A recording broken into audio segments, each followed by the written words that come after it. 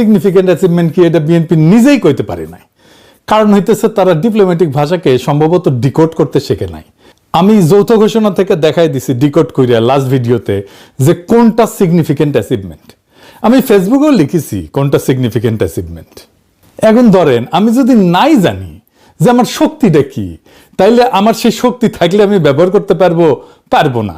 আমি করলে একটা চ্যালেঞ্জের কথাও বলছি গত ভিডিওতে যে কোন জিনিসটা অ্যাভয়েড করা গেলে ভালো হইতো। তবে আজকের ভিডিওটা আমার তারেক রহমানের চীন সফর নিয়ে দ্বিতীয় ভিডিও।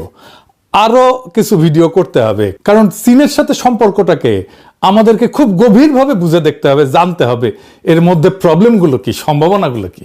আগের ভিডিওটা যদি দেখে না থাকেন দেখে নিয়েন। আমরা ক্রিটিক্যালি দেখার চেষ্টা করতেছি আসলে আমাদের কতখানি লাভ হইল, আমাদের চীনের সাথে সম্পর্কের ক্ষেত্রে চ্যালেঞ্জগুলো কি কি। এটা নিয়ে একদম শেষে, এই ভিডিওর শেষে আলোচনা করব। এইখানে বিরোধী দলের ভূমিকা রাখার জায়গা ছিল, কারণ চীনের সাথে কূটনৈতিক সম্পর্ক এত ডেলিকেট, এত সূক্ষ্ম, এইটা ম্যানেজ করে চলাটা খুব কঠিন একটা কাজ। ব্যক্তিগতভাবে ধরেন সাবেক কমিউনিস্ট হিসেবে চীনের যে কোনো সাফল্যে আমি খুশি হব। চীন আরো সমৃদ্ধি লাভ করুক, আমি সেটাই চাইবো। চীন যদি ভিন্ন জাতির লোকদের নাগরিকত্ব দিত, আমি আবেদন করতাম কলে। সত্যি সত্যি একটা কমিউনিস্ট দেশের নাগরিক হওয়া তো আমার জন্য স্বপ্নের মতো। কিন্তু রাষ্ট্র হিসাবে বাংলাদেশের জন্য বিষয়টা এত সোজা না, আবেগের বিষয় না। আমার জন্য যেমন আবেগের বিষয়, রাষ্ট্র বাংলাদেশ